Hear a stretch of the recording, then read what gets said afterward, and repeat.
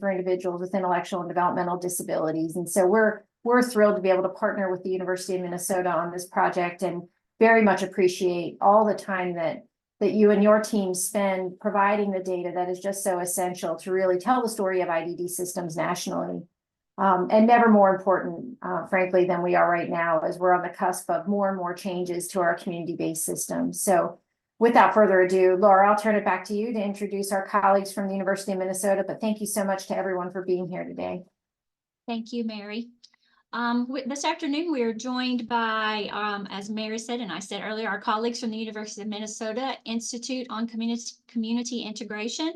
We're joined by Sherry Larson, who is a research manager 3 at the university, and she's also the project principal investigator for RISP. We're also joined by John Neerdorf, who is a researcher on the RISP team, and we will also be joined by Brian Begin, who is also on the RISP team. And so we're looking so forward to hearing from you this afternoon and hearing about the findings. And as Mary said, it's a national treasure, this data set, and we've been able to look at trends over time since 1977, I do believe. So I'm looking forward to hearing from you today. So I'll go ahead and turn it over to Sherry. Good afternoon, everybody. This is Sherry Larson from the University of Minnesota, and my camera is off right now, but I'm hoping that Carrie can turn it on for me. I have it on my, it's available. So as soon as it's turned on, I'll be able to, you'll be able to see me. But thank you all for joining us. We are thrilled to have, I think, over 100 people registered to join us today, and that is wonderful. We are at the RISP project. We'll move to the next slide right now.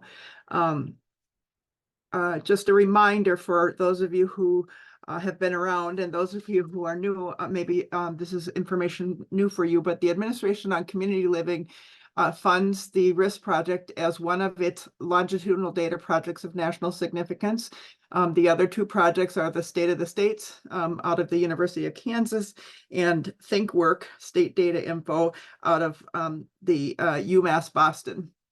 And we're delighted to partner in many ways with our colleagues at these other universities. Our focus at RISP is on describing prevalence and characteristics of people with IDD who are served by IDD agencies. We describe the places where people who are getting services live and how those living arrangements have changed over time. We also talk about waiting lists for Medicaid HCBS funded supports. And our main purpose of our research is to help Congress, legislators, state and federal policy staff make informed decisions about funding for supports for people with intellectual and developmental disabilities. Next slide, please.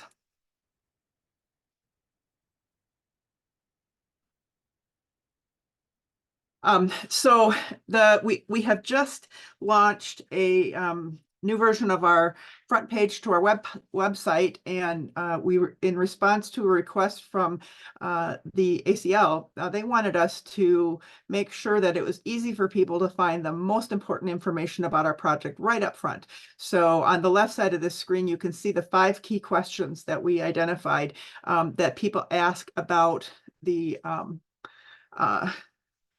data that we have for RISP. And those questions are: how many people have IDD? How many people get paid supports? Where do people live? How do the places people live differ by age and by state? And how have the places people live changed over time? The Residential Information Systems Project includes several different components. We have a longitudinal study of state IDD systems. That's the annual survey that you all fill out. We also survey most, not 100%, but most of the state residential, large state operated residential facilities that are still open. We do a lot of information and technical assistance. I get calls frequently from reporters who are doing stories about closures of institutions. And we also do a lot of knowledge translation. In fact, that's one of the things that I want to point out as a theme here, is that we've worked very hard over the last year to increase the number of ways that we try to get information out to people. We want to make sure that you are all aware of all of those ways that we are reaching out. We're not just a technical report anymore. The technical report is one of our products, but it's one of many. And so we hope that by the end of this webinar that you will be aware of some of the other products that we have that may help you in your work. Next slide, please. So today our objectives are just three. One, to go through the report highlights from 2020, and you're the first to see these.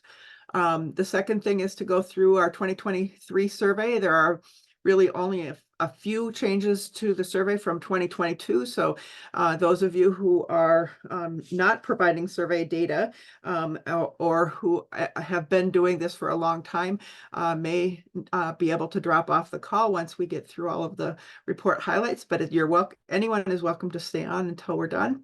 And then finally, we'll have a couple of different opportunities during the webinar for you to ask your questions or make comments. Also, there's a chat feature, and if you have a question and you want to get it out while you're thinking of it, go ahead and put it in chat. The team will be monitoring the chat, and we'll try to get to your questions as soon as we're able to do that. So again, welcome, and thank you all for being here. And here, away we go. Next slide, please. So 2020 report highlights. Next slide, please. So the RISP project focuses on long-term supports and services, and we do that by gathering information about 5 main topics. One is operating entity. We ask about state-operated services and non-state operated services, residential services. And one of the key findings that we have had in the last couple of years is that there are now more people in non-state institutions or non-state facilities of 16 or more people than there are in state facilities. And the distinction between those is growing as states continue to downsize their largest institutional residences. Setting types. There are several different types of residences that we monitor. We monitor people living with their family, people who live in their own home, people who live in host or foster homes, and then people who are in group homes or institutions. And in 2020, and I thought I had this right, but 63% of all recipients in 2020 lived in the home of a family member. We've added some new funding authorities as states have been given more opportunities to fund long-term supports and services in different ways. We continue to update the survey to keep up with what's happening in your funding world. And so, but we still find that more than four times more people with IDD who get long-term supports and services have those services funded by Medicaid waiver than by any other funding authority. We'll show you a little bit more about that in a little while. Setting size, we continue to focus on setting size, although the picture has really shifted over time. There are still 111,000 people living in IDD settings of 7 or more people, or in nursing homes or in psychiatric facilities. These are all people with intellectual or developmental disabilities. The final component, which is one of our newest components, is age. And in 2020, 61% of all recipients of long-term supports and services were 22 years or older. Next slide, please. Thank you. So new this year, because we have newly available information about prevalence of autism, intellectual and developmental disabilities, and developmental delay amongst children, we are separating out our prevalence estimates for children versus adults. And so the National Health Interview Survey has asked parents about whether their sons or daughters had autism spectrum disorder, intellectual disability, or another developmental delay for a number of years, but the reports out of CDC haven't separated them out in a way we were able to look at that individually. Between 2019 and 2021, There were 34.9 people per 1,000 with autism. There were 22 people per 1,000 with intellectual disability, and there were 58.6 people with developmental delay. These are people 17 years or older, or younger, sorry. If you combine those, the number of people with any one of those conditions or more than one was 83.4 per 1,000.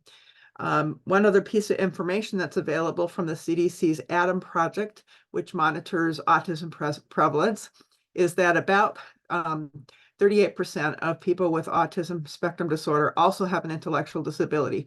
We took all of that information, and we are estimating that amongst children birth to age 17, there are 6.1 million children with intellectual disability, autism spectrum disorder, or developmental delay.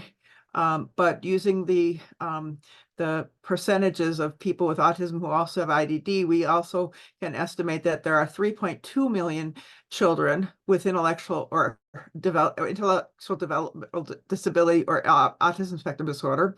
And so we know that states in 2020 served over 500,000 children, and that's about 20% of children with ASD or ID. Children with developmental delay are typically served through the schools. In very few states, they're served by IDD agencies. And so that's why we focus on giving that second number of the number of children with autism and or developmental disability. So this is a very big difference from what we were reporting previously, where we were reporting over 5 million people with the combined ASD, ID, or developmental delay. Now that number is 6.1 million. The prevalence estimate did increase from the CDC, but also we can separate out that only about half of those are people who would traditionally be served by state IDD agencies. Next slide, please. So amongst adults, the prevalence rate that we're using for adults is 7.9 per 1,000, and that is a very old number now. It's from 1994 and 95.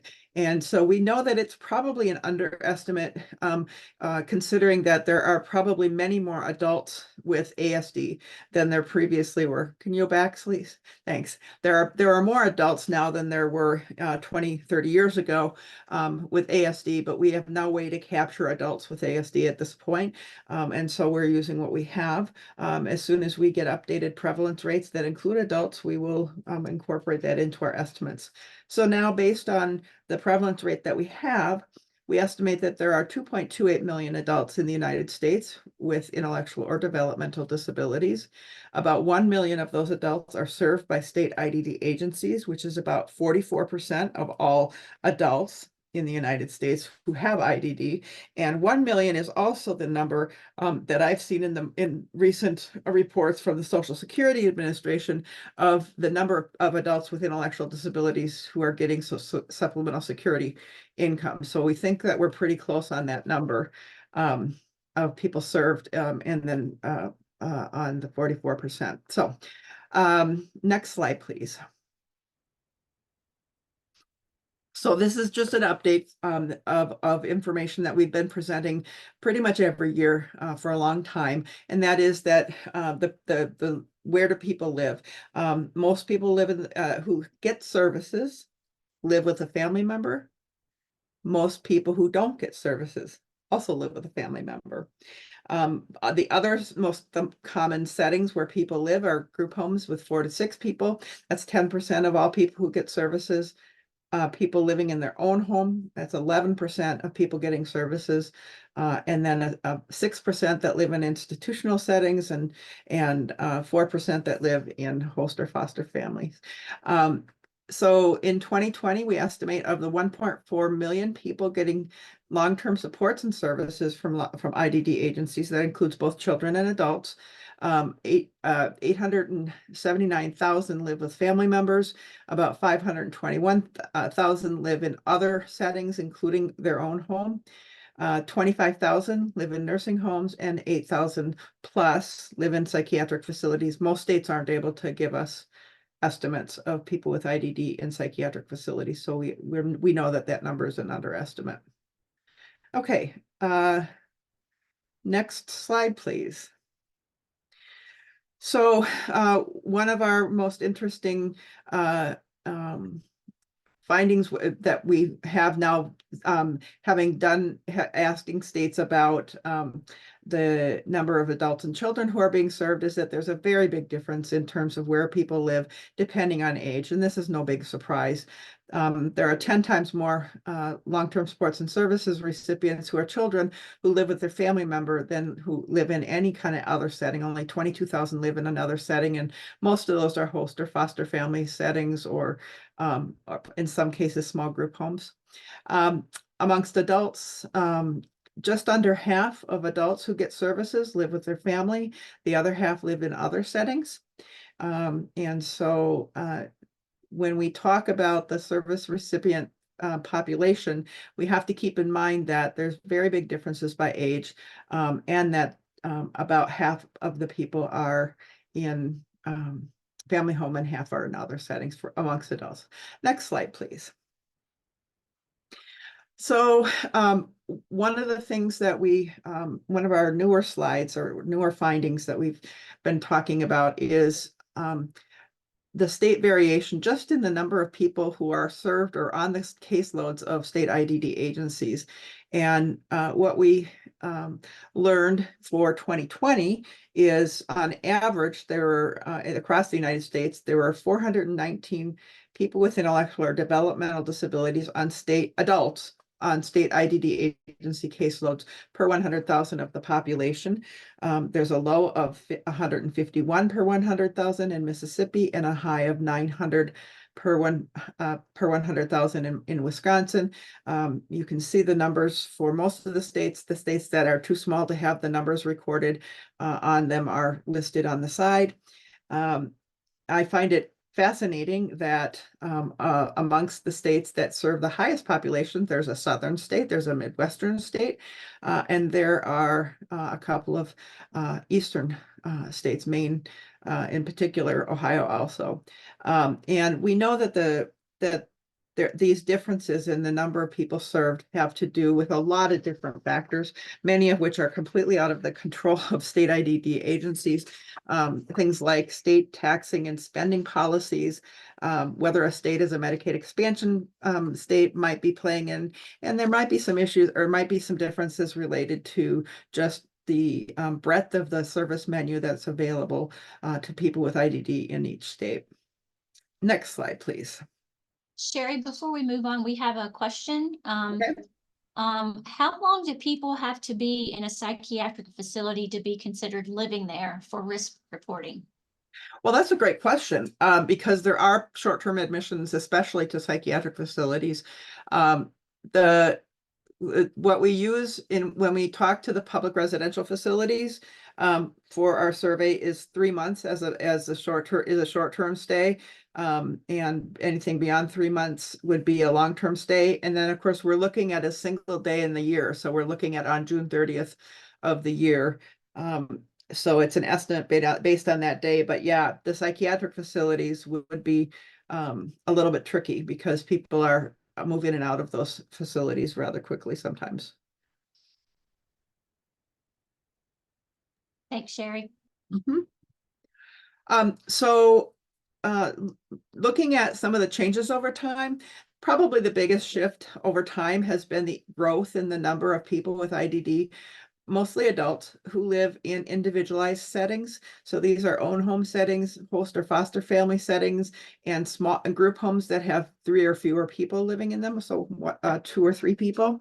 And the number of people in any of those 3 types of settings grew from 130,972 in 1999 to 297,947 in 2020. So an increase of 56% over the last 20 years in the number of people who are supported in these settings. There was a slight drop in the number of people living in host or foster family settings in 2020, and a slight drop in the number of people reported to be living in IDD settings of 1 to 3, although many states are unable to report the difference between settings of 1 to 3 and 4 to 6. And so that might be an artifact of just that the number of several states are not able to report that. These are our national estimates, but our estimates are based on our best information. And if we had, it's possible that these are slight undercounts.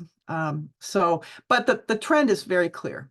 We are definitely, as an industry or as a service providing group of people, we're definitely increasing the supports that are available to people in individualized settings. And of course, this is really important in light of the HCBS rules. Next slide, please. So the CDC has a Healthy People 2030 goal to reduce the percent for people with intellectual developmental disabilities of those people who don't live with family members, which is about 500,000, a little over 500,000 people. The goal is to reduce the percentage of those people who live in settings of 7 or more people. And so back in 1998, half of all people who didn't live with a family member lived in a setting of 7 or more people. In 2020, that number had reduced to 20%. And at the current rate of decline, that number would, if everything continued as it has been, the percentage would go down to 7.5% by 2030. So we are well on our way to achieving the goal that was set by the CDC in terms of residential settings for people with intellectual and developmental disabilities. So next slide, please. So John, do you want to talk about this slide or do you want me to talk? Yeah, I can explain. These are RISP data on the left in that chart about the number of people receiving either waiver or ICF services in each of these years versus the number of people that we capture on the wait list for each state, and then the percentage growth for the waiver plus ICF system in order to meet everyone's needs on the wait list. With the caveat that we're capturing specifically people who are waiting for waiver services, living in natural homes, so their own homes or a family member's home, and also not already receiving other waiver services. And the reason that we capture this kind of subset of the wait list is to make sure we're doing an apples to apples comparison among all states. And then also we're capturing people that have some degree of immediacy to their need. And so if you see data on waitlists from other sources, they may be capturing more than just those folks. So Kaiser Family Foundation, for example, their data that they cite on waitlists includes folks like those on Texas, as an example, their interest list, which includes folks not actively looking for services. So they may have deferred until down the road. I think it's also potentially people who haven't yet been evaluated for eligibility. And that's just some additional context as to why the RISP data on waitlists may be different than what you're seeing elsewhere. Yeah, that's important as you hear advocates trying to persuade legislators that we need more people or more money to serve this population. It's important to be cautious about the waiting list numbers that you're using and to be precise about whether you're talking about interest lists, whether you're talking about people who are already getting services, who are waiting for more services, or whether you're talking about people who are not getting services at all and they're waiting for waiver funded services. Of course, this picture has also changed because states now are able to offer state plan long-term supports and services. And so the waiver is not the only game in town anymore in terms of getting home and community-based services. And so that is also a possible reason why this number has gone down a little bit in the last 2 years.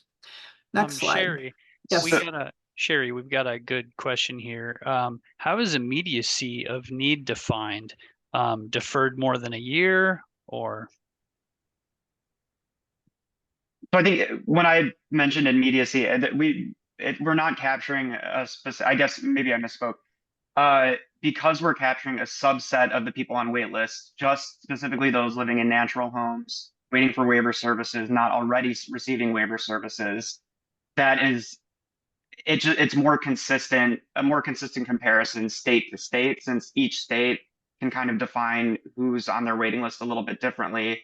And the purpose of people waiting for waiver services not already receiving waiver services, the hope is that it's a more consistent comparison. There may be a less immediate need if someone is waiting for a specific service, but already receiving other waiver services. I hope that makes sense. That's a good clarification. Yes, and also note that there are about 20 states that do not maintain a waiting list, and most of those states it's because they have got other sources of home and community-based funding that are not waiver funding, and so under those state plan services, they're not allowed to have a waiting list, and so this is a subset of states that are reflected in this 174,000 people waiting. Next slide.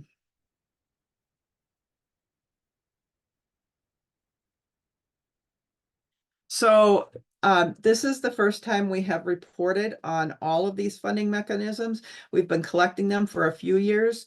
This is in 2020, there were almost 1 million people with intellectual or developmental disabilities who received Medicaid waiver funded services. That's services under 1915A, B, B, C, or C, or the 1115 demonstration projects. There were an estimated 500,000 people receiving targeted case management services. Of course, others may be receiving case management funded through another source, not through the Medicaid waiver or not through the Medicaid state plan. There were 277,000 people who received long-term supports and services funded by solely state or local non-Medicaid dollars. There were 226,000 people on state IDD agency caseloads who were not receiving any long-term supports and services in addition to case management. There were an estimated 167,000 people who were getting state plan long-term supports and services through, so this would be long-term supports and services that are not funded by any of these other mechanisms, but they are funded by state plan. And then 1915 I or K. In previous years, we didn't have this category for other state plan funded LTSS. And so there were a handful of states. We know of 2 for sure. And I think there might be a third that I was looking at last night, where they had previously reported in the 1915 I or K category, people who actually received other state plan funded services because there was no place to put those people on our survey. And so there's going to be a little bit of shift in the number of people in 1915 I or K that we report because of now we're capturing just those people. We're not capturing the other state plan folks. And there are a couple of state profiles where this will be very obvious because they will have 1915 I or K consistently, and then it'll drop to 0, and the number of people getting other state plan will go up to that number that was previously reported. That is not a change in how the states are doing services. It's a change in how our survey captures what's happening for states. And so it's an example of why we expanded our survey to capture other state plan LTSS, because now there are a good number of people who are getting that service, and we don't want to leave those people out of our counts. The number of people in Medicaid ICF settings is down to 65,000 now, a very small fraction of the total population who are getting long-term supports and services. Next slide. All right, so we've shown this information to you before, but this is 2020 data.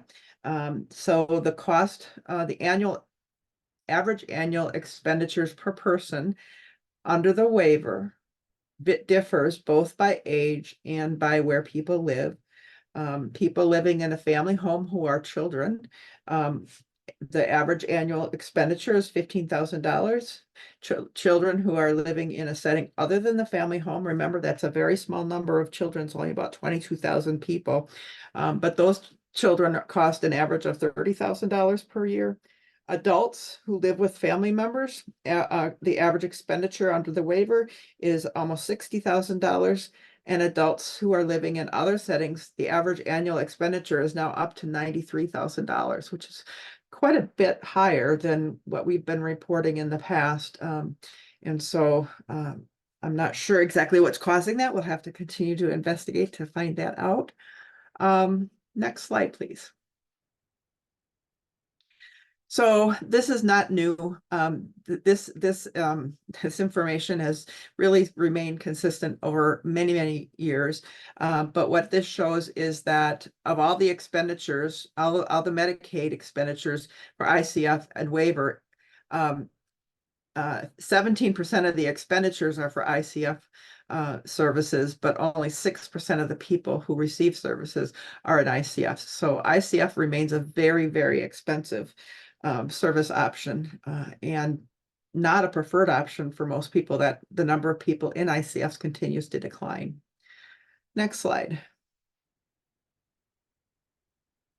So we continue to see states downsizing their public residential facilities. However, the rate of closures has slowed. I do have an update to this slide. I looked this morning at our 2023 data. And there was one more facility that's projected to close between 2020 and 2024. But even if there's 7, that's still the smallest number of PRF closures for a 5-year period since the 1970s. And so I think we're really seeing the impact of a number of different factors, but certainly COVID is playing an effect here, and the direct support workforce challenge is also having an effect on the closure rate.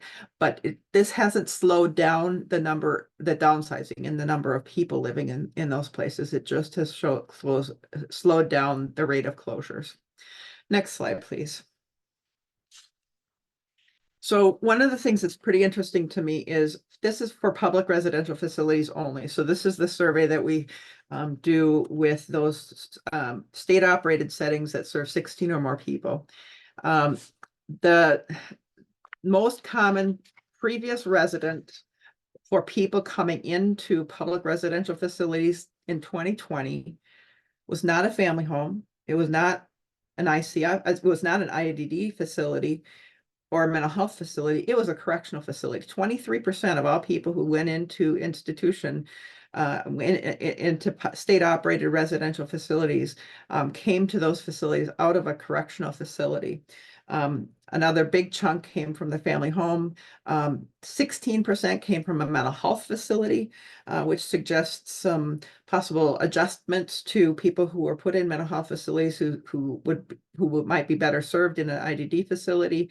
And then there is still a good number of people coming out of small group homes into public residential facilities, but it is not the biggest group anymore.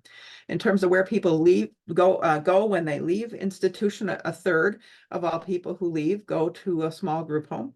But if you combine some of these other categories, there are just as many people who leave who go to a correctional facility, a nursing home, assisted living or boarding home, or a mental health facility, or another IDD facility of 16 or more residents. So about 36% leave and go to a small IDD facility. Another third leave and go to another institutional facility of some kind, which I think is an interesting picture of what deinstitutionalization means today. All right, next slide. This is our last finding from the 2020 data. This is brand new information. I think I've showed this to the folks at NASG's as we were preparing it, but you all are the first people to see these reports. So in 2020, we asked states to report the total number of people on their caseloads and the number of people who were on their caseloads who died during 2020. During 2018, 2019, and 2020. And then in 2021 and 2022, we asked for the number of people on caseloads who died as well.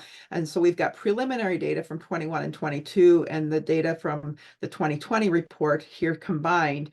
And amongst adults, the number of deaths per 1,000 people on IDD agency caseloads went from 11.4 per 1,000 in 2018 to 12 per 1,000 in 2019, and then jumped to 13.9 per 1,000 in 2020. Remember now that the year that we're talking about ends in June 30th of 2020. So that includes just the first 3 or 4 months of the pandemic. And so we do see an increase there. But what's interesting to me is that actually the rate continues to increase at a fairly good clip in 2021, and which is the first full year of pandemic, and in 2022 at 17 deaths per 1,000. We look forward to learning whether that rate continues to increase in 2023 as you complete the survey, or whether we're starting to see some leveling off of the rate of deaths per 1,000 people as a result of the pandemic. So we're viewing the years 2018, 2019, and possibly 2020 as a baseline against which we will compare our pandemic years to see from the perspective of state IDD agencies, the impact of pandemic on deaths for adults with intellectual and developmental disabilities. We're reporting all-cause deaths, but we are also reporting those deaths before and after the beginning of the pandemic. I want to put a plug in here for those states. We have about a third of the state, or 2/3 of the states are reporting the number of people who have died. If it is possible, we really would encourage you to report deaths for sure for 2023. But if it is possible to go back into previous years and actually count the number of people who were on your caseload in 2020 but had died by June 30th, it would be very helpful if you could report those, and we will add those to your surveys. We intend to publish this information this year, and probably will present it at conferences later this year. And so the more complete information we have, the firmer we can make our conclusions. So and that is the end of our data. I think before we move to our next slide and next topic, I'd like to pause and see if people have questions. I see that there's one in the Q&A. So Justin asks, is deaths while in service? So these are people who are on your caseload. In this new survey, they were on your caseload at any time in 2023, and by the end of 2023 they had died of any cause. So it doesn't matter where they live, it just matters whether they were on your caseload during 2023 and whether they died before June 30th. Other questions or comments about the 2020 results?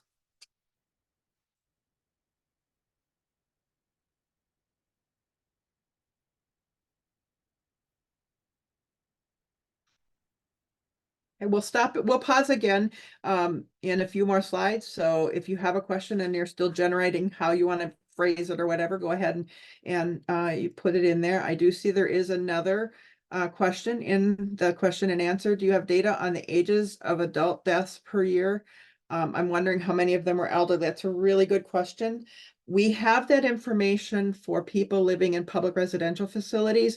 We've asked about the deaths of people in PRFs. Take that back. We don't have the age of death. We don't ask about the age of death other than whether the person was an adult or a child. But we know that the population for specifically for people in public residential facilities is growing, and so we could do some analyses looking at that. And I do intend, when we publish this information, we'll publish 2 pieces. We'll publish the reports from state IDD agencies about their overall caseloads and deaths. And we will also publish the rate of deaths for people in public residential facilities, knowing that there's a little noise in that data because people oftentimes will leave a facility and go to hospital or nursing home before they die. And so they would show up as a transfer or as a discharge as opposed to a death. But we're doing what we can to contribute better information about the impact of the pandemic on life and death in this case. All right, let's go to the next slide while people are framing their questions. So in 2023 in the fall, NASD's was very gracious in helping us to do an evaluation of our RISP project. And all of you, I think, were invited to participate in that evaluation. So either if you were a state IDD director or if you were a data contact for the project. And the next slide, we've got a little bit of feedback for you about that survey. So we received surveys from 77 people, which was fantastic. Those 77 people represented 29 states. About 2/3 of the respondents were people who are on this call, people who are either IDD directors, NASD's staff, or state data contacts. And then the other third were people who use RISP data. So these are people from the University Centers of Excellence in Developmental Disabilities, from the protection and advocacy organizations in each state, from the developmental disabilities organizations, or they were researchers, people maybe who were on our advisory committee from the national IDD agencies. So we asked people how do you use data from RISP?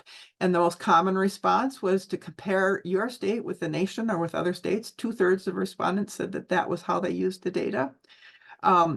We asked people in what ways the RISP data was helpful regarding improving long-term supports and services. And so the most common answers to that question were that the people who used the data used it to improve LTSS by tracking state goal progress and policy impact, by reviewing efficiency and impact of funding, to guide the institutionalization efforts, and to inform their transformation efforts as they move to competitive integrated employment. There were many examples of how people who use the RISP data use those data to inform and influence policy. But one of the things that struck me as I read the results is that there were many raters who were unfamiliar with some of the products that we have to offer, some of the ways that we share information in the RISP project. And many of those people were you all, the people who provide data to us. And we wanted to make sure that you were included in knowing about the various products that we have. We're not just this technical report anymore.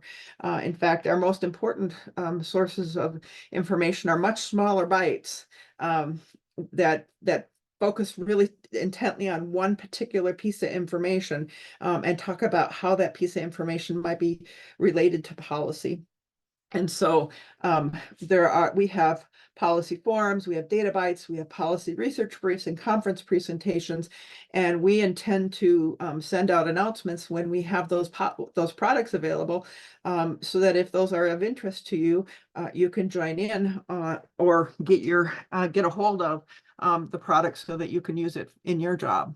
So we are very intent on wanting to make sure you get the information that you need and can use. Next slide. Then there were the people who returned surveys, and the open-ended responses made some recommendations for us. The recommendations included keeping the questions consistent from year to year, and to the extent that we can do that, we will. We will have to continue to adjust as new funding mechanisms are authorized, or as new information is demanded at the federal level. In the case, I'm referring now to race and ethnicity data that we added it last year. We didn't change anything about that this year, but we continue to ask it. They wanted us to make sure we use plain language descriptions in the survey itself and in the instructions. And they wanted us to make sure we explain things so that states can understand where their unique experiences fit. Can you go back? Thank you. So some of the people responding said that they would like all of the projects of national significance to combine into one monster survey. And there is the Administration on Community Living did fund a project with the Human Services Research Institute to look at the best way to manage national data collection. I don't know exactly what the agenda is for that group, but I'm sure that they will look at the feasibility of combining the projects of national significance.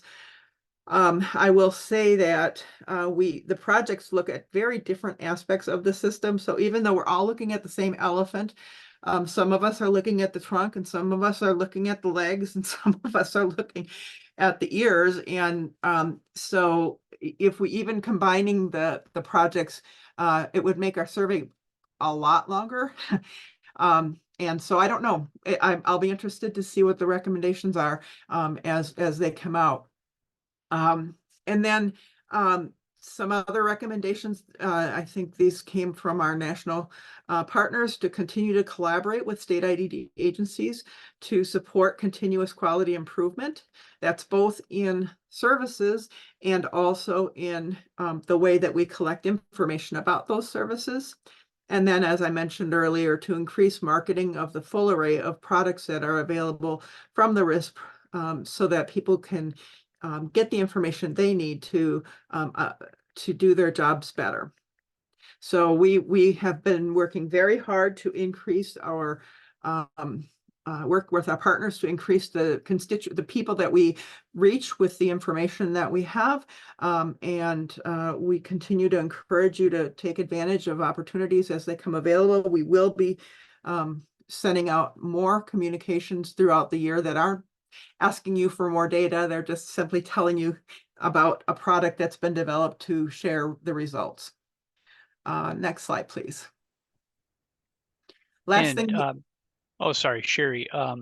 We have a question here, and perhaps it can be wrapped into this next section. Do you anticipate any changes to data, waitlist, for example, with the upcoming CMS proposed rule change?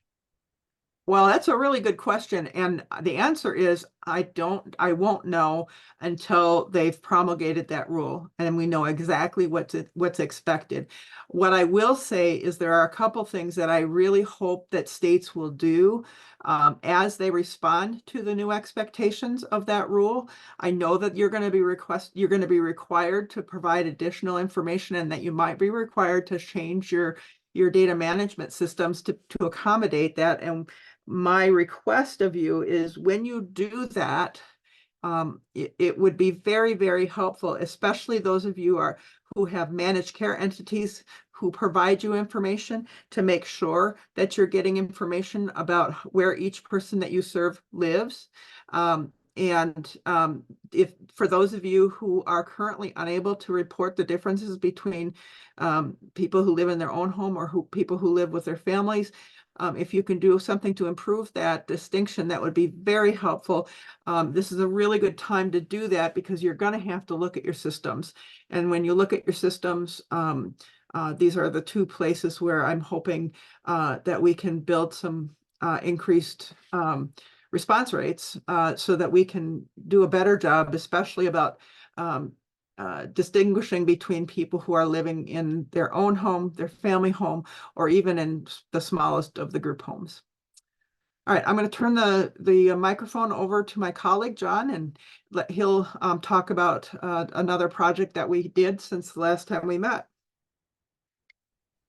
Hey everyone. Yeah, so we conducted a focus group based study on what the impact of the HCBS final rule was. Next slide, please. So we conducted, this is just kind of a bird's eye shot of what everything that we learned. We'll be publishing more detailed information later. But just to summarize what we did, in the fall of 2022, we conducted 3 focus groups with IDD agency directors and staff representing 9 states. And some of those folks may be here today or watching this recording. Thank you all so much for participating in this study. We got some really interesting information, as we'll learn here in a second. And also, obviously, we were not able to generalize too much since it's just a snapshot of states. In addition to talking to IDD agency folks, we also talked to NASD's staff. The questions that we asked about the rule were, what changes did we see nationally as a result of the rule? What challenges did we encounter and what challenges remain? And then what did stakeholder engagement look like throughout this process? Just the kind of the findings that we gathered from this study fell into these 5 thematic areas. So for the HCBS rule provisions, people reported that they saw pretty significant shifts in LTSS culture with regard to person-centeredness and civil rights for people with IDD. There were some growing pains there, certainly, and a lot of challenges, as you all may well know. But just that an overall greater intentionality with people's rights that's transformed systems for the better, and then increased stakeholder engagement. The pandemic had a lot to do with that. I'll be talking about that in just a moment, but we've seen a lot more engagement of all kinds of stakeholders in the process, implementing the rule and adjusting to the new rule's demands. Federal guidance that changed. We heard a lot of people report on the moving targets of the rule. That the rule, as it was initially rolled out in 2014, that there were some shifts with the shift in CMS's administration and how the rule was interpreted, and that made it really challenging for states to implement the rule and figuring out how to explain what the new demands, expectations of providers would be. Heightened scrutiny was pretty controversial. It had really high expectations. Folks told us that they really expected greater accountability for residential service providers, but that over time, because of a lot of the pushback that we saw from families of people living in large congregate settings, that CMS they sort of went back on some of the requirements of the settings rule as originally outlined. And the phrase that we heard a lot was kind of taking the teeth out of the rule. There were also just a number of timeline shifts that occurred, as you all probably remember, that the rule was intended to go into effect much sooner than it actually did. And we were collecting data in the fall of 2022, so it was just a few months ahead of the final compliance deadline in March of 2023. State policy shifted pretty significantly. So in embedding the rule into state policy was a huge lift for each state, and emerging funding opportunities came up mostly in response to the pandemic that states put to use to help implement the rule. And quality assurance and compliance became a huge priority. And so that had to expand quite a bit since the rule was implemented.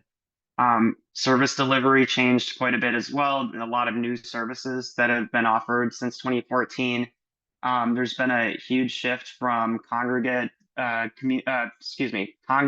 services to community integrated day services, just as we've seen sheltered workshops and sub-minimum wages shifting quite a bit to competitive integrated employment. Once again, though, residential services changed less than a lot of the people we spoke to than their initial expectations.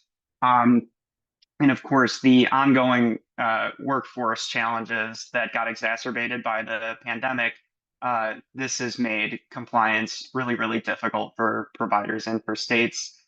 And then the impact of COVID obviously can't really be overstated. A lot of compliance efforts had to pause while people weren't able to move from large settings, for example, in those quarantine months and years in the early pandemic. And again, the workforce crisis got even worse than it was before, and it was really difficult to provide person-centered services with such high turnover and low and not appropriate staff to people served ratios. There were a lot of progress at the same time in response to the pandemic. We saw a lot of technology innovations in a really short amount of time, primarily providing remote services. So like for employment, for example, that were really successful for a lot of people. Stakeholder engagement increased really significantly as in the early pandemic months, having virtual stakeholder engagement meetings rather than in person. They were much more accessible for people to attend. And then obviously that's continued with a lot more virtual opportunities to participate in hybrid meetings as well. And then just the reality that due to having to shrink program sizes to limit exposure, states kind of were forced to provide more person-centered services. Excuse me, providers were providing more person-centered services due to COVID, since they couldn't have such large groups like they did before. Next slide, please. And so here, just a brief overview of some of the RISP products. We've talked about these a little bit. Next slide, please. This is a screenshot of our updated website. So Sherry mentioned the questions from ACL that we now answer. When you go to our website, you see immediately the 5 top questions that RISP data answer. This is just a summary. If you scroll down on the RISP homepage, that these are the kind of big products that we feature, as well as RISP news and announcements page as well. We have our policy research briefs, the technical reports, as well as all the products that we've offered for a few years now, and then the data bites as well. Those are kind of just snapshots of a single data point and just briefly putting it into context as to why that data is important. That's a new product that we've started offering. Next slide, please.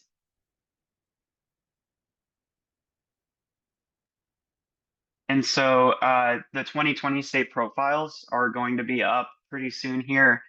This is just an example of Massachusetts. So this is one of the charts that shows up in the state profiles showing funding authority use over time. You'll be able to see this as well as a breakdown of where folks receiving services live and the cost per person by funding authority and where people are served. Next slide, please. Oh, I'm sorry. One thing to note, if you could go back, starting here at the 2020, we will have one more line added, other state plan as well. Yes, thank you, Brian. And I see that we had a question on the 2020 report. Yeah, so we'll have the 2020 report will be posted online once we're still finishing up that report. And we'll let folks know that they'll have an opportunity to order print copies as well if you prefer having a hard copy. Okay, next slide, please. So policy research briefs are a series of products from the Institute on Community Integration that RISP participates in. So these are 5 topics that we've published briefs on, but we have a number of briefs on the direct support workforce and a lot of other projects happening at ICI that are really exciting. We're signed up to do a number of briefs each year on RISP data, and so these are some of the topics that we've covered in the last few months. And we'll be doing a few more this year, so we'll be reaching out once those are prepared. Next slide, please. And yeah, just another look at some of our top products that we offer. So there's infographics those will of course be updated for 2020 pretty shortly. The technical report will be coming out soon, and then the 30 Years of Community Living book that the longitudinal projects of national significance came up with in 2021, I believe. Thank you for that. Next slide. And we'll just pause here for any other questions of anything that we've covered before we move on to the 2023 survey. Yeah, John, I just wanted to mention a couple things. One is I think all of the states are subscribed to the Community Services Reporter, and the data bites have been in the Community Services Reporter for over 10 years. But some of you may or may not see those Community Services Reporter that your state subscribes to. And if that's the case, we are now publishing those on our website. So every month there's a new data bite. And we'll continue to publish them in Community Services Reporter, but we will also then post them on our website so that people who are not subscribed to that service have access to them. And so you'll be able to see not just the current month's data bite, but the data bites from previous months. And then one other comment about the Policy Research Brief series. That's probably new to a lot of you. I think probably the state directors are familiar with this series because I think we've talked about it with them a couple of times. But after we finish our 2-page brief, we hold a national webinar. And we've had anywhere from 60 people to 300 people attend those national webinars. One of the more popular topics was the one where we asked our large institutions a thing of the past. That drew a lot of interest from a lot of different folks. But I would encourage you, if you're interested in the policy implications of how changes are happening in long-term sports and services, that the Policy Research Brief series is a good place to go for that. And if you missed the ones that we've had already, you can access both the brief and the recording of the webinar on the ICI website. And if you have trouble finding that, you can let us know at risp@umn.edu, and we'll help point you to the right place to find that.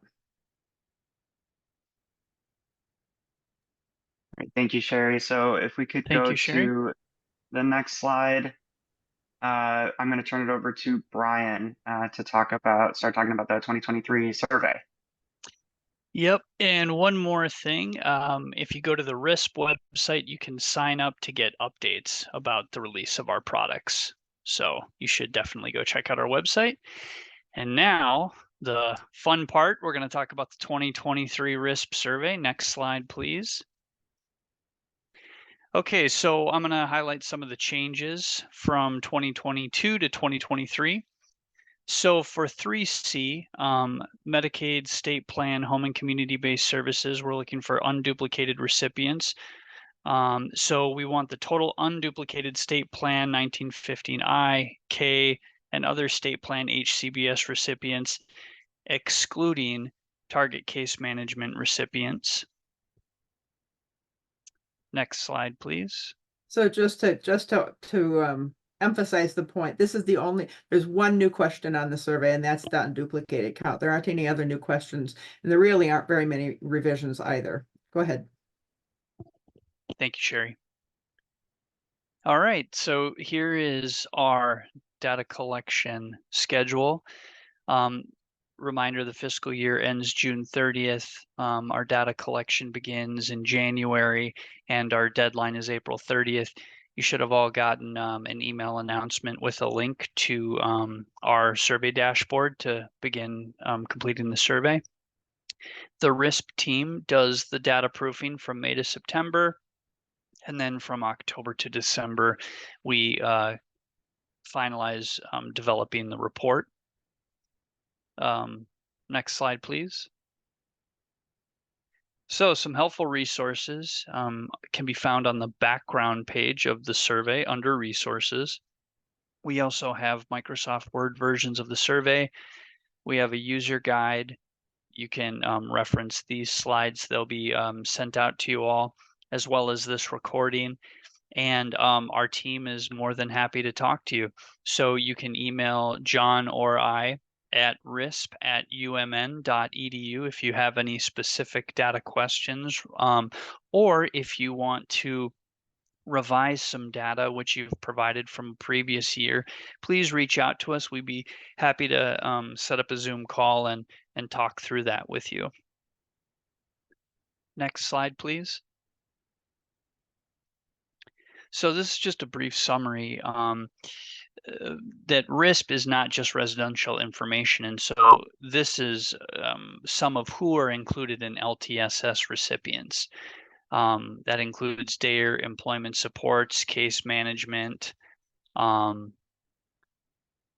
community transition services, family caregivers, respite, and financial management services. And we've got a good definition here of long-term supports and services assist people to, and then you can read this, but activities of daily living, of course, participating in employment, education, recreation outcomes, and establishing and maintaining friendships and other social relationships. And next slide, please. And I'm going to turn it back to Sherry.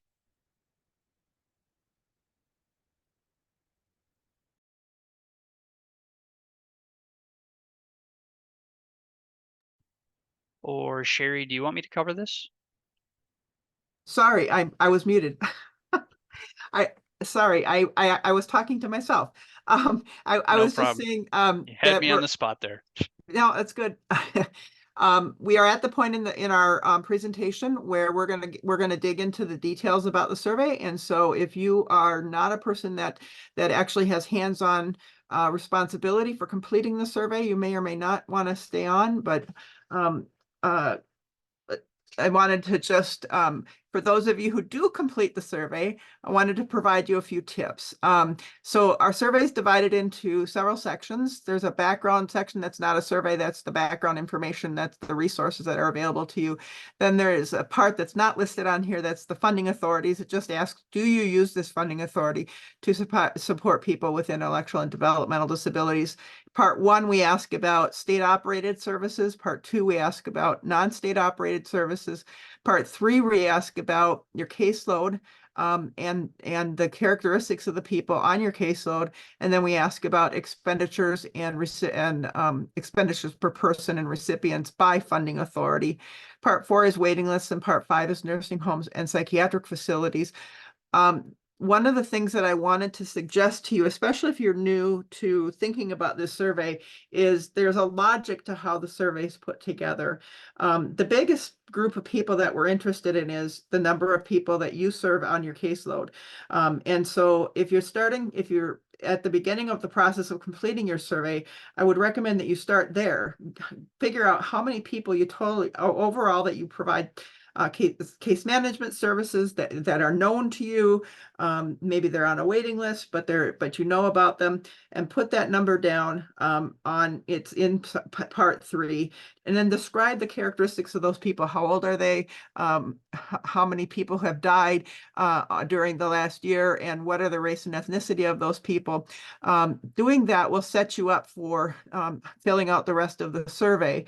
Parts 1 and 2, everybody who receives long-term supports and services. So that means that they, in addition to case management, they get at least one other service that's a long-term support or service. It doesn't matter which funding mechanism is used to pay for that. It could be state funds, it could be Medicaid funds, it could be other funds. If the person is receiving long-term supports and services under any of those funding mechanisms, in addition to case management, we want to know where they live.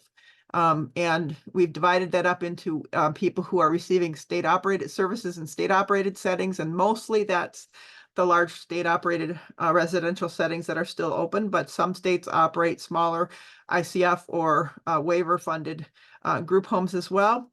And then in part 2, it's everybody else. And so thinking first about your caseload, and then thinking about that portion of the caseload that actually receives one or more service, and putting that group into parts 1 and 2. The number of people that you report in part 1 or 2 should be a subset of the total LTSS recipients that you report. Yes, and then the other thing is that if you've reported them in part 1 or 2, you're also going to report on them in terms of the type of funding that's used to fund those services. Part 4 is waiting lists. We're again interested in people who are living in their own home or with a family member, and are not currently receiving home and community-based waiver funded services, but are waiting for those services. In part 5, we ask about people in nursing homes and psychiatric facilities, and those people may or may not be on your caseload. It might be that they are on the Medicaid agency's caseload or on some other state agency's caseload, but we want to know about people with IDD who live in nursing homes and psychiatric facilities because it's an important part of the long-term supports and services system. Next slide, please. So I've already gone through some of this in section 3. We want to know about everybody who's on your caseload, and also about everyone who's getting expenditures. There's a question at the very end of section 3 where it asks how many people are on your caseload, but they're not getting long-term supports and services funded by any of the mechanisms on the list. And that it should be a smaller number than the total number of people on your caseload, minus the number of long-term supports and services recipients. So it should be the leftover of those. And I think I've covered the rest of these. So I'll pass on to John, I believe. Nope, I get this one. Brian, okay. You're off the hook for just a minute, John. Some common errors that we find with the survey is the data not furnished versus 0. So as a reminder, DNF is the value is unknown and cannot be provided, whereas 0 means there's no people or expenditures to report. If your data have different parameters, for example, we're asking for a number of waiver recipients 0 to 22 years or 22 and older, but you have the number of waiver recipients from 18 and older. Report the number of waiver recipients 18 and older, or the data that you have, and then provide a note explaining your data's age range. Next slide, please. Another thing we find is in section 3B, so 3B waiver recipients reported in family home and other homes should equal the total waiver recipients reported in 3A. Waiver recipients reported by setting in 2C on June 30th should be close to those in family and other homes in 3B for the fiscal year. People on waiver wait list in part 4 must be greater than the number waiting who can get case management. 4A and the number waiting to move to non-family home in 4B. And next slide, please. So clarification for setting descriptions. So the group home is a home owned or controlled by the agency providing housing and services for folks with IDD. A host foster family is a person with IDD receiving services while living with an individual or family member who's not related to them. The person providing services owns or leases the home, and typically the home is not a licensed facility. Family home means a person lives with one or more family members who own or lease the residence. And own home is a person is living alone or with non-relatives in a place not owned or leased by a provider. Now we'll cover the data here on that. Oh, I'm sorry, we have a question here. So this question, I'll probably need some help from Sherry and John on this one. There seems to be some confusion about LTSS. Our system is set up where everyone in our caseload gets service coordination. However, those who receive no LTSS services are included in our count of people who are considered to not be receiving any services. Yeah, so that's a common, that actually is the source of the confusion between sections 1 and 2 and section 3. In section 3, report everybody who is in your system on your caseload.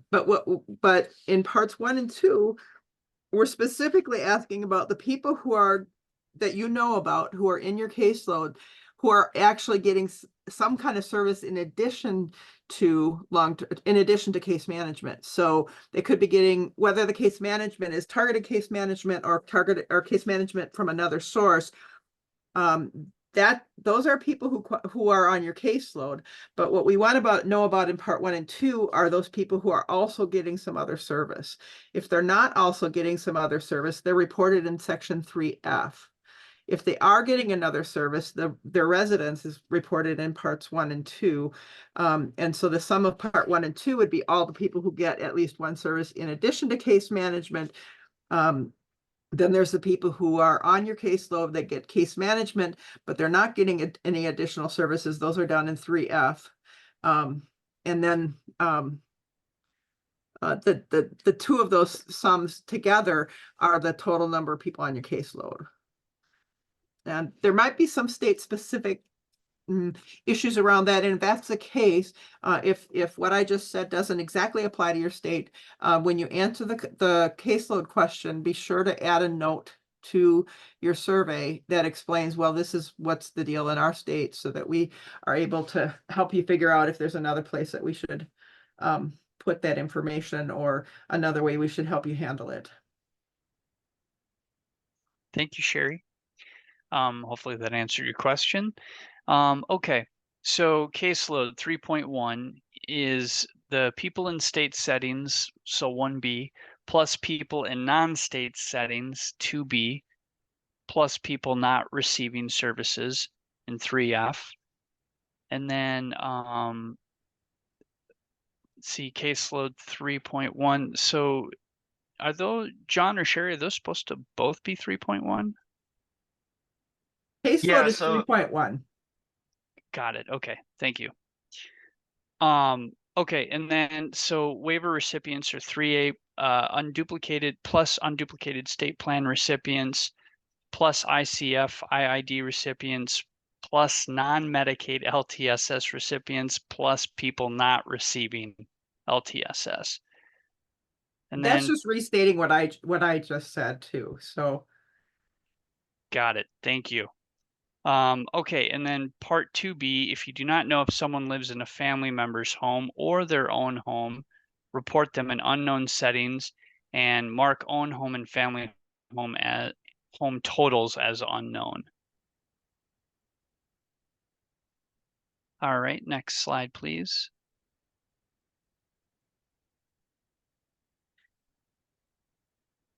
Okay, a few more reminders. In parts 1 and 2, please report home size based on how many people live there, not the number of people for which the home is licensed.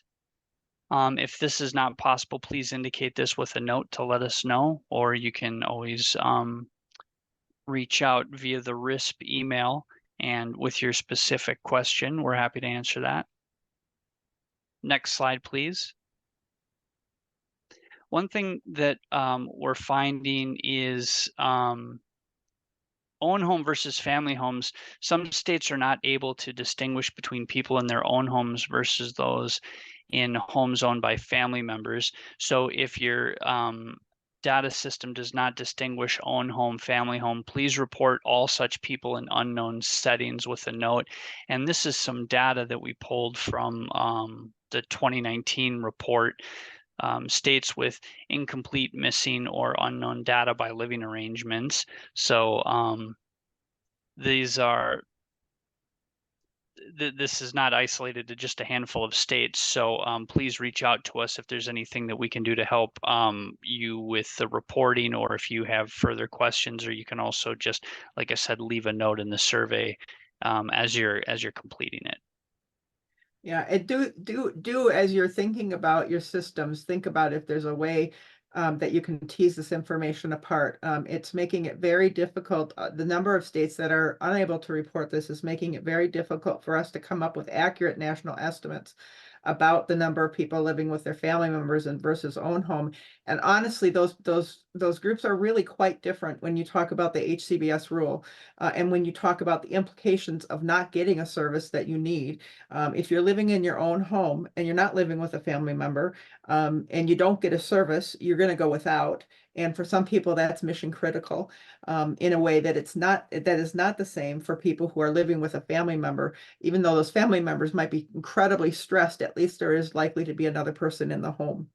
And the difference, and then and it's very important to also distinguish between own home and group home, because One of them is a provider-owned and operated setting under the HCBS rule. There are different provisions that apply to them. So we really would like to encourage you to work on distinguishing between these setting types. Thank you, Sherry. And next slide, we're gonna open it up for any questions on that section. I'm just going to have a time check here. We only have about 6 minutes left to go. And so John, it's going to be up to you to kind of decide how to manage the rest of the information. Whatever information we don't get to in our live presentation will be included in the slides, and we would be happy to go through it with you individually if you have questions, especially if you're a new data respondent. Thanks. Yeah, I'll turn it over to John.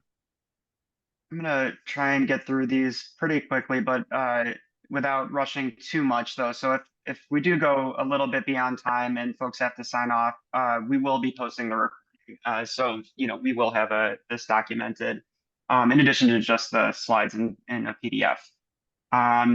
Okay, so I'm just going to talk about how to complete the online survey. Next slide, please. You can see here, this is what you see when you go to the survey dashboard tab on the RISP page. Once you click login, if you don't already have an online user account, click register at the bottom of that next screen. And then we will create a user profile for you and let you know when it's ready. And then you'll be able to log in and see all the materials, start completing the survey, look at historical data and all of that. Next slide, please. So some folks do prefer to complete the Microsoft Word version of the survey, which is totally fine. We do recommend the online version. It's a little bit more intuitive, a little bit easier to use once you learn how to use it, and makes fixing like data errors or addressing the warnings that might pop up, makes it a little bit easier to go back and forth and fix those. But of course, if you prefer using the Word version, it's only a couple quick extra steps that we'll have for us to input your data and then go back and ask questions about it. That is totally fine on our end. Next slide, please. So this is just an example of one of the tables that you fill out in the online survey, and this handy feature, which is the automatic filling in zeros for an entire row. So for example, if you don't have any settings to report in these categories that are in this table, you just enter 0 in the total column and it'll backfill the rest of the row at 0. And those green highlights on the screen, those just show data points that you've updated without saving. So make sure that you're saving often. The save button, it's hard to miss. It's the big green flashing button on the top right of the screen when you're in the survey portal. Next slide, please. So just another example of the auto calculation that happens in the survey. So the survey knows that there's 390 people based on what's entered in the rest of the row here. Next slide. And then another automatic calculation that happens. So this is from part 3 of the survey. You enter the number of recipients, ages 0 to 21, 22 plus, as well as their associated expenditures. The database is going to automatically calculate the totals for recipients and expenditures, as well as calculate the expenditures per person. Next slide, please. So the expand menu is a really handy feature of the online survey. Each data point has a little blue square with arrows in it that you can click, and it shows you the historical data that you've entered for each of these data points. It's got a list of the private notes and the public notes that you've listed. Just a brief explanation, you can enter the private detail for just your own reference if you're listing whatever calculation you had to come up with to report a specific data point, or notes that you want the RISP team to see, but not necessarily reported publicly. The public detail is for any explanations that you would like to be included in the final version of the report, and we'll include those with the state notes. You can reuse these notes that you enter, so you don't have to keep typing it in each time you want to apply a note. And then if there are any warnings, it explains the calculation, whatever happened there to arrive at there being a warning. Next slide, please. So this is just the expand view. Once you click in there, you can see there's the trend line on the left. If you scroll down from there, it's got the historical data that you've entered for each data point and where you can enter those data notes, as well as if you want to change the date or change the value, you can do that from the expand menu as well. Next slide.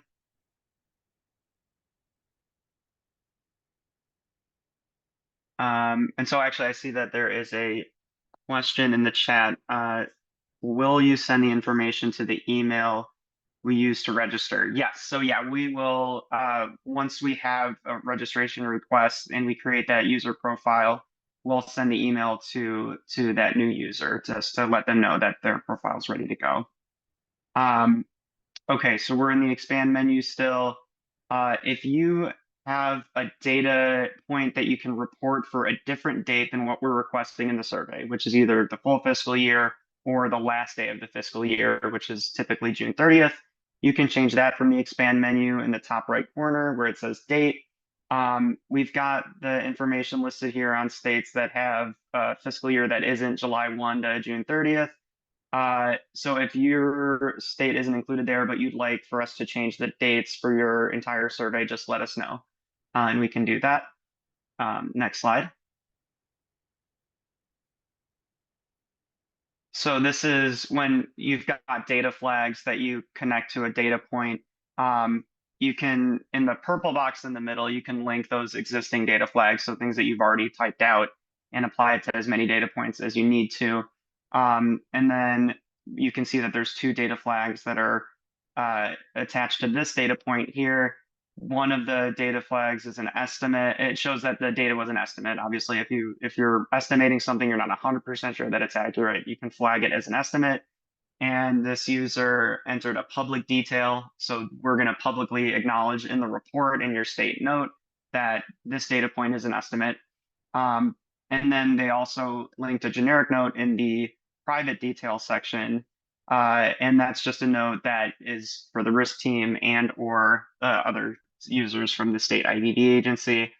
And you can see, yeah, all the different options and where you type the public and private notes and the estimates generic note, or if the data point that we're asking for, you're not able to provide.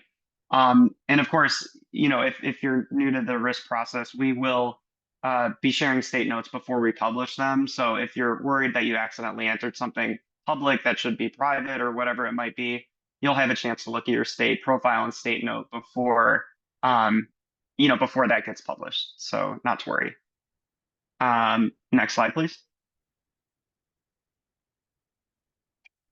So linking and unlinking data note. Whoops, I got my notes in here that I got mixed up. Okay, linking and unlinking data notes. You just type in public or private detail, and then click which, if you want it as an estimate, generic note, or data not furnished explanation. And then if you accidentally provide a data flag, you can just unlink the note that you've previously put on for that data point. Next slide.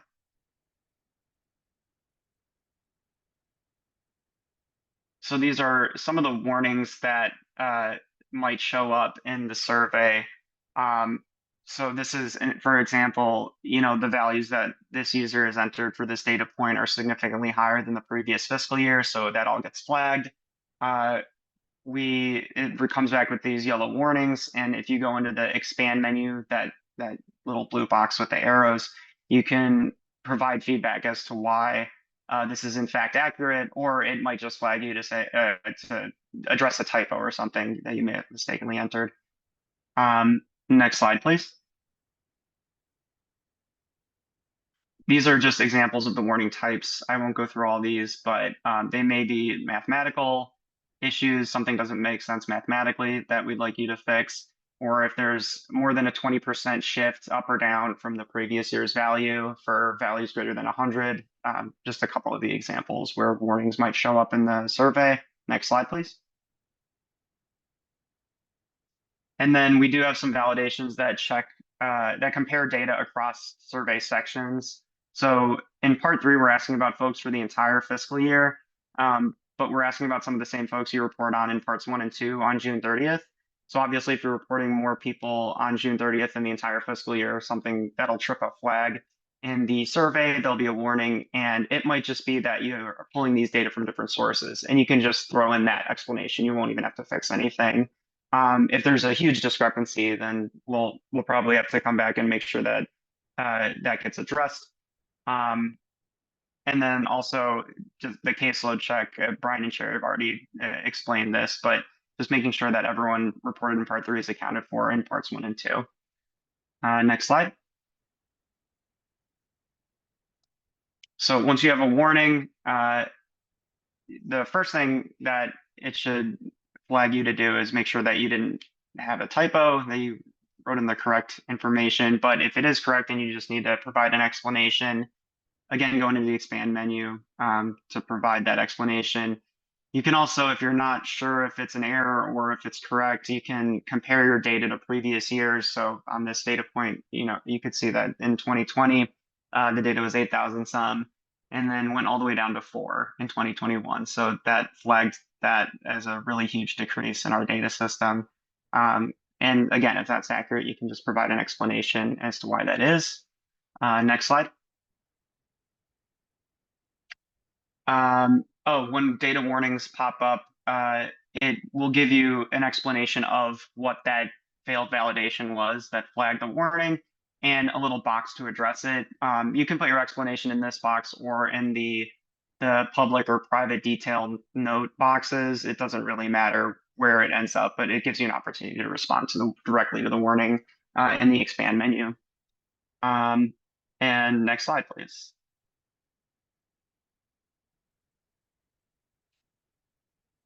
So that is the online survey tool in a nutshell. If there are folks still on here, I'm happy to address any questions about any of this. And just to reiterate Brian's point from earlier, if you need any help or want us to walk you through all of this one more time, Brian and I are more than happy to do that. Just reach out to that RISP email address and we'd be happy to set up a one-on-one meeting.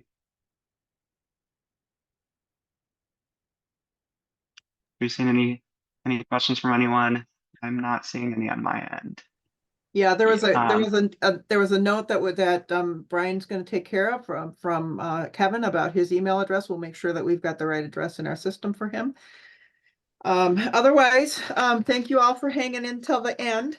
We really appreciate your time today, and you're our most valuable partners. We can't do this project without you. And so if there's something that you need more information about that we haven't covered, just let us know via our email, and we will get back to you and either set up a time to talk with you, or if it's something that we can answer in an email, we'll do that as well. I think we're back to you, Laura. All right, thank you so much. Thank you so much to Sherry, and your entire team for sharing all the data and all the information and all the changes in the 2023 survey. And as Sherry said, we're grateful for all you guys, all of our partners that helps us report this data and makes the RISP a possibility. We're gonna let you go now, so enjoy the rest of your day and we will see you again soon. Thank you, Bye all. everyone.